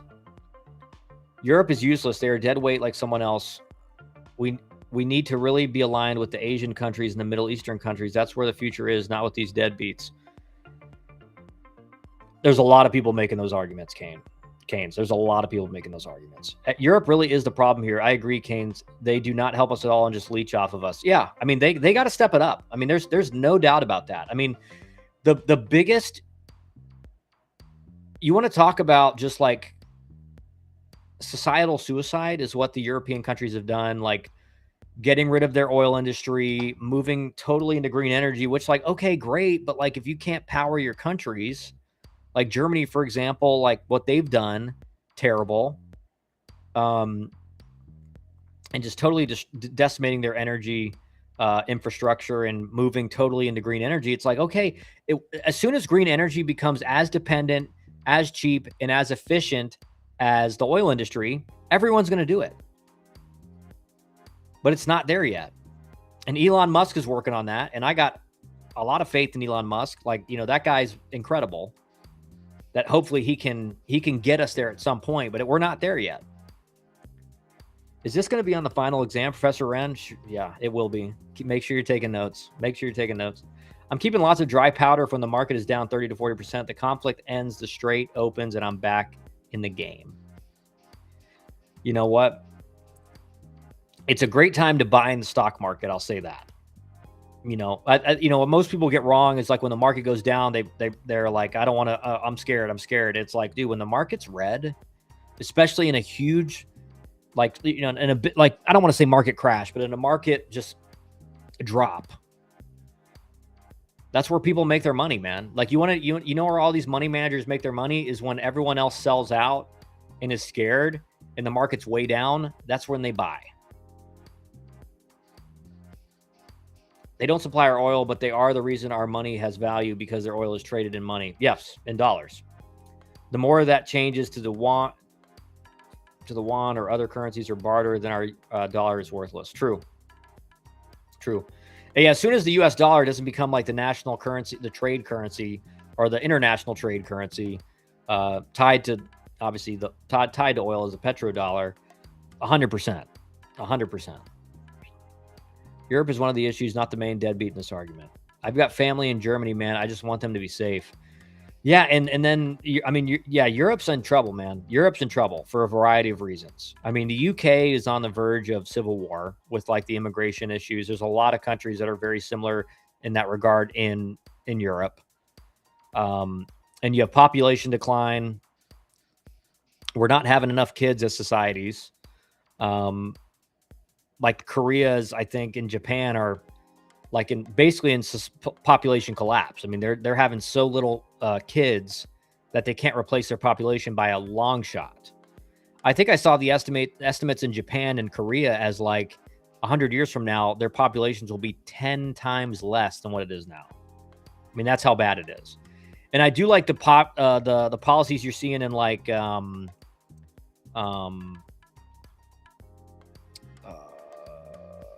Poland, and who's Viktor Orban?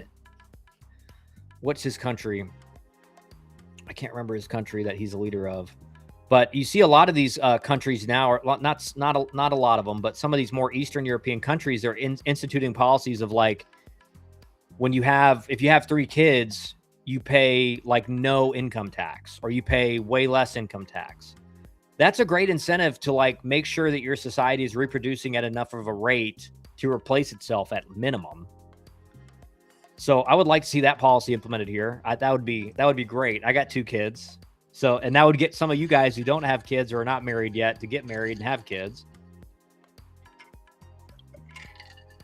And kids are great. You know, don't believe anybody tells you kids aren't worth it and kids are annoying, and they're the best thing you can ever experience. Amazing. It's amazing. And I think Jordan Peterson said it best, like a child, the only thing they want is to have the best possible relationship with you that they can possibly have. And they love you unconditionally.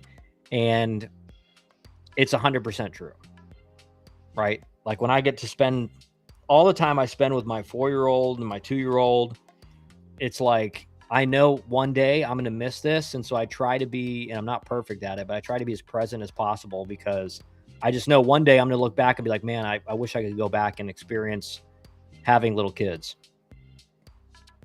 Europe keeps thinking Russia is their enemy. It's actually the opposite. Yeah.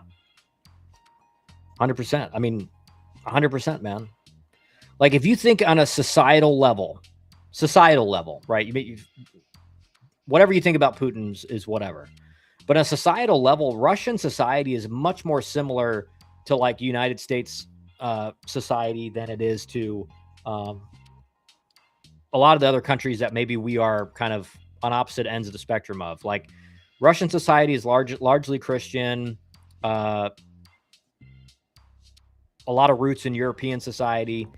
So Russia, if you think about it at a societal level, like they're closer to us than a lot of these other countries. Now you may not agree with their form of governance. And again, like it's a different world over there than it is over here. You know, if you know anything about like the creation of the Russian state and how it started, I mean, Russia was basically started by Vikings who sailed down the rivers, down the Volga River, and settled actually in Kiev, Ukraine. And they were referred to as the Rus. And that's where you get that's where you get Russia from. And the term the Russians is from the Rus people that were Vikings that sailed down the rivers down into Europe and conquered most of Europe.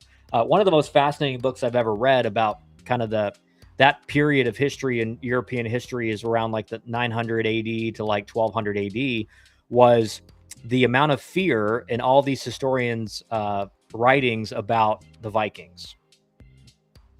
There's one Arab historian in particular that described them as like, you can't beat these guys in battle.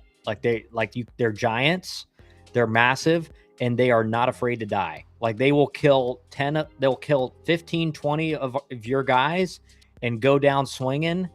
And like literally, if you read anything about that period of European history and like kind of Asian history, because the Vikings not only conquered most of Europe, but also the problem with the Vikings is they like conquered, but they didn't stay. They didn't build infrastructure and build societies. They just conquered everybody and took their stuff. But like the amount of historians that were basically saying you can't beat these guys in battle, like they're unbeatable. They're the best, the greatest warriors we've ever seen. It's really fascinating. Germany's main oil supplier is Russia, and they're at war with Russia, which makes no sense. Their government isn't very smart. 100%. 100%. Like Russia's the main supplier of oil for a lot of European countries. Like they're paying their adversary to wage a war against their ally. Got to find someone first, Tyrell says. Hey, you got time, man. You got time. Russia is such a weird country, man. Isn't it the oldest modern country? It's certainly very old. I wouldn't say it's the oldest modern country, but it's definitely one of the oldest. And again, like it all started in like the Rus people like settled in Kiev, and that was kind of their main base of operations, and they ended up settling in the kind of the Caucasus Mountains and north of there into kind of where is now like Western Russia and like Southern Russia. But Russia also has a lot of like Asian, Russia's a very diverse country. Like you obviously have like kind of like a white European type people, but you also in Southern Russia and more Eastern Russia, you have kind of like more Asian people. It's an interesting, obviously it's massive, and a lot of it's uninhabitable as well, or uninhabitable. Russia is one of less than a handful of countries that doesn't have a central bank. Russia people actually feel foreign to me. I don't think I've ever met a Russian. Yeah, it's a different, I mean, listen, it's like a people's, like the way we think about things is based on our ancestors and who came before us and the cultures and the religions and the beliefs that the people that came before us had. And in Russia, like that's a warrior, blood and soil, like fight, defend, and die for your country type people. And so it's a country that, even though we have a lot of similarities, we have a lot of differences too. There's so many Russians in Broward County. Or Broward, not Brevard. Will there be an essay question on the multiple choice test? No, I'm not a big, I do. Yeah, well, maybe we'll see. I can't give it away. But I'm telling you guys this, like read about history, and you'll quickly find like very fascinating things about almost everywhere in the world. Every time I read, like I like reading, I go through phases where I read like nonfiction, and then I read fiction. I'm a big like fantasy and sci-fi guy when I'm reading fiction, and then nonfiction I like historical stuff, particularly ancient history. Like I love ancient history, and then I like philosophy as well. So I read a lot of philosophy stuff and apologetics. I love reading apologetic stuff. And I just think the more you read, the smarter you become. I mean, reading, like Tyrion Lannister said in Game of Thrones, like a mind needs a book like a sword needs a whetstone. You sharpen a sword with a rock that can sharpen it, and you sharpen your mind by reading. Your vocabulary gets better. Your ability to converse about many different topics becomes much better. One of the greatest books I read was actually by Alex Epstein, called The Moral Case for Fossil Fuels, which is a fascinating book. And it's just, and especially at the time I was reading it, about 2015, 2016, that was in a big green energy push in the US. And I wanted to understand, okay, so why should I be against this? Why should I be for it? And so I read, books on green energy, and I read books on The Moral Case for Fossil Fuels, and you quickly learn that, so the most efficient green energy is hydro. So, your dams, using water to create power. That's basically in thermo. Like if you like Costa Rica has thermodynamic power. So because they have volcanoes, they can use that heat to create energy. And that's one of the most efficient green energy sources you can use. They're probably the most efficient. But if you don't have access to that, like the next best is hydro. Well, a lot of the green energy policies are against hydro because it dams up rivers and it affects wildlife. And so if you want to be green energy, hydro is probably the best thing to utilize in the United States, but they don't want to use it because it, again, messes with wildlife, messes with ecosystems, which I understand. But, certainly wind and solar as of now are not dependable, not efficient at all. You got to use a ton of oil to create those systems. I do think Elon Musk's idea of putting solar panels in space, China's already doing this. That could potentially be the way to use green energy in a sense that makes it so efficient that it may lessen the dependence on the fossil fuel industry. Because if you're out in space, clouds aren't going to affect it. And they're already talking about putting data centers out in space. And obviously we're years away from that, but fully powered by solar panels. But again, then you're talking about, all right, well, should we really be digging into this AI stuff based on what's coming out? I don't think so. Like, I'm not a big proponent of AI. It's nice when it's making things efficient for you and making things easy to do in your life. But when you think about, all right, well, at some point, does this AI, like, there's a lot of people out there that are saying, like, we're creating a being as being AI that is going to be smarter than us. And we're the smartest species on the planet. And usually the smartest species on the planet dominates. And so if you're creating a new species, non-organic, but certainly a new species that has infinitely greater capability than an individual human being, and certainly all human beings combined, if you reach artificial general intelligence, then you're creating a species that is eventually going to dominate you. So, I don't know if we should be messing around with AI. Them descending from Vikings makes sense. Yeah, it does. Russian actually looks incomprehensible. How is it a language? Divide. I know some Russian.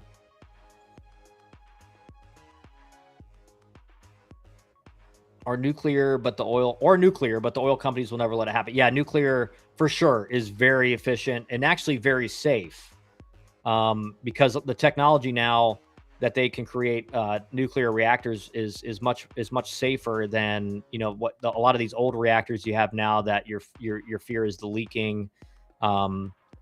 So nuclear is true. About Keynes, you're exactly right with the amount of regulations on nuclear energy. It takes about, I think I read 20 years to build a nuclear reactor, to go through all the regulation and stuff. So if you're like, all right, well, we need power now, that's not a logical thing you can do, unless those regulations are taken away. And the oil companies are going to fight to death and lobby to death to not let that happen. We need to unplug those clankers. Yeah, the clankers. Is that a Burnt Peanut reference right there? I do watch Twitch. And I found out about Burnt Peanut like a couple months ago. And wow, what an entertaining guy to watch late at night if you're laying in bed. Trump also gave Iran just now a 48-hour ultimatum, yet he told Russians they had 10 days and then 60 days left. Yeah, I saw that. That's like big news, current events right now. The big news is the ultimatum that they need to open up the Strait of Hormuz, or we're going to start bombing the Iranian power plants. So, yeah, we'll see, man. And then Elon Musk just came out and said they're going to start building their own semiconductor, the Terafab, the largest chip manufacturing facility ever, 1 terawatt of power a year. So we'll see. And again, like Elon Musk, man, if he says he's going to do something, he's got a pretty good track record of doing it.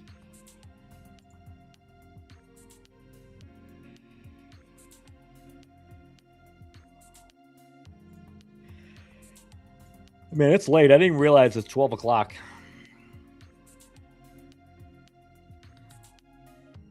No, I'm just a Star Wars fan. Yeah, the clankers are clankers could become issues. And because the thing is this, like, I know, and this is the other thing that's scary though about Elon Musk. He's like, I think we'll build like his Optimus robots.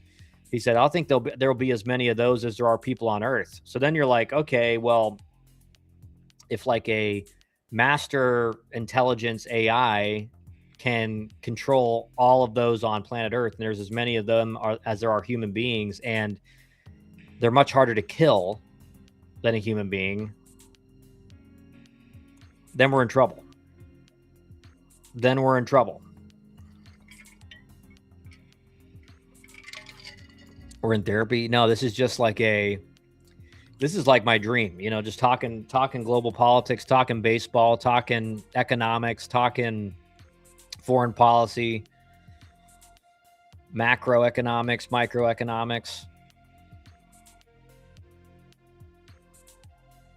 My brother, no joke, said we should have robot police.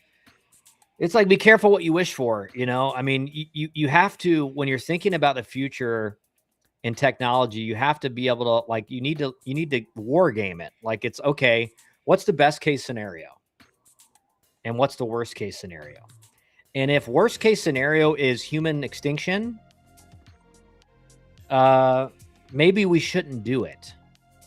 But the problem is we're in an arms race with AI, right? Because AI, the economic effects and the power effects, as far as, like, you know, now what you're seeing in drone technology, especially in warfare, like we've reached, I think, what Elon Musk rightfully calls the singularity, where it's like we've reached the point of no return, where it's going to happen. Because if the United States policy is, well, AI, we're not going to allow AI to exist anymore, then you have to stop all the other countries from doing it as well. And so that ultimately coalesces into a world war, right? Because if one country says no, if China says no, we're going to keep doing AI, then you can't let China get the AI or the artificial general intelligence, because then they're going to be the global hegemon.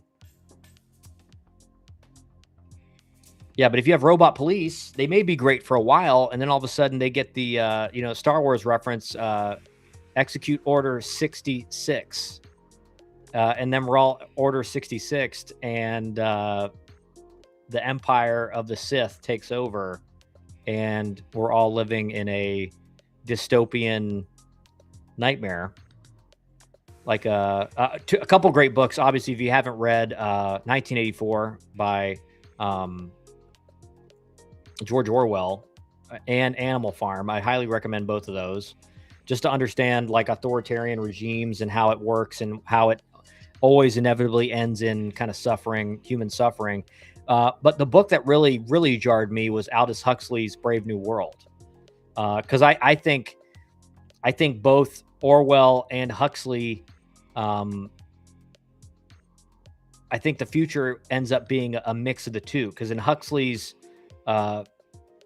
Huxley's nightmare, it's, we live with so much pleasure and we can get whatever we want, but we live in a world with no meaning, and we're basically drugged into,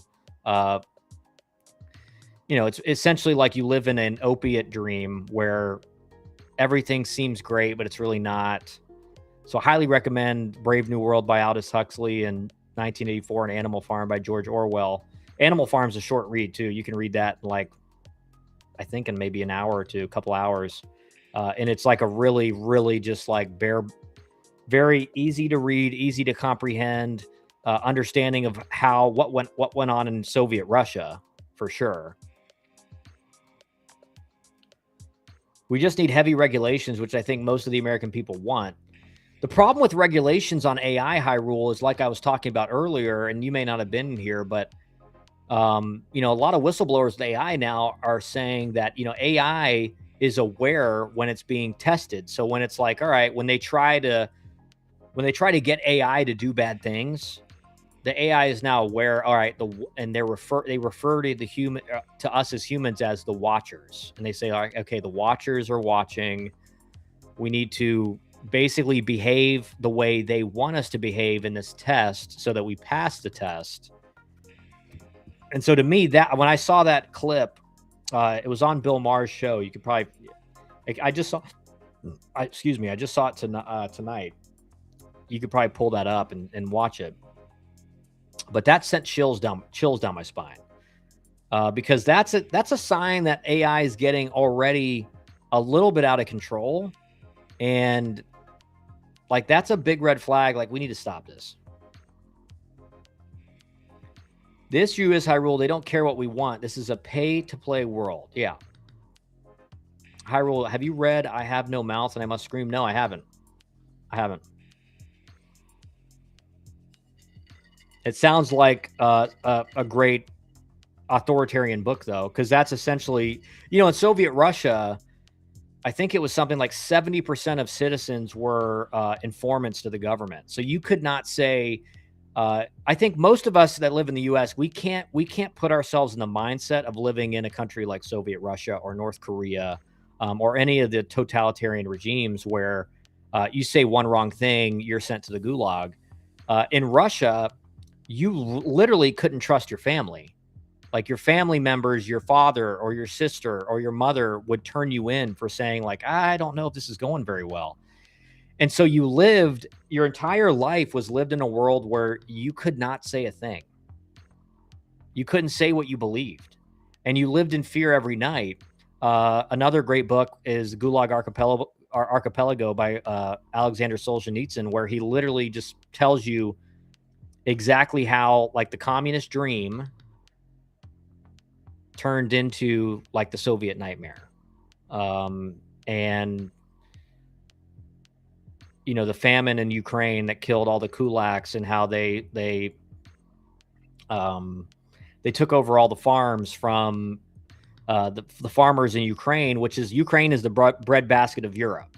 If you didn't know that, Ukraine is like where so many of the crops are grown.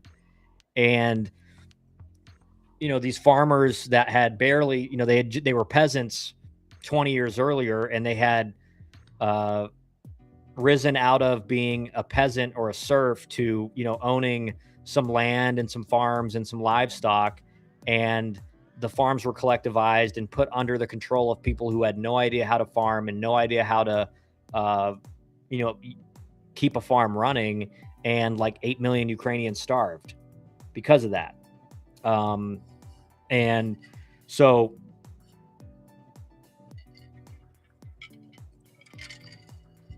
the real question is, do you believe in Bigfoot? There is a wrong answer. I don't believe in Bigfoot. I don't. Could it exist? Sure. But I would think like the video and footage you see of like supposedly the Bigfoot, it's always like really grainy video. And you're like, I don't know what that is. And it's getting like that over here, Kyle. True. 100% it is. It's already happening in the UK. Yeah. And dude, in the UK, like I said, there's more people arrested in the UK for just speech and social media posts and group texts, things you say in a private group text, than almost any other country in the world, which is terrifying because the UK is, the heritage we have as Americans coming from mostly Great Britain. And, we left Great Britain for free speech, or at least, the people that came over on the Mayflower and being able to express your beliefs. And, but the UK is a large part of that. And to see that happening in the UK is honestly, it's terrifying.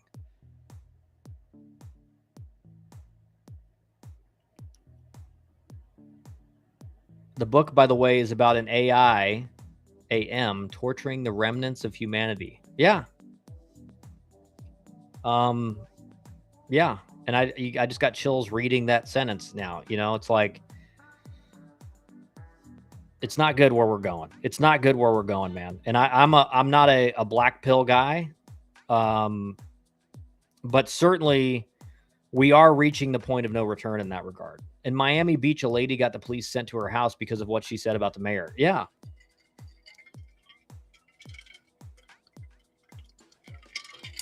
Yeah, it's like, maybe pack it up and move to like Wyoming, like the least, I think Wyoming is like the least densely populated state in the country. Get some acreage and build a farm and live off the grid and like hope for the best,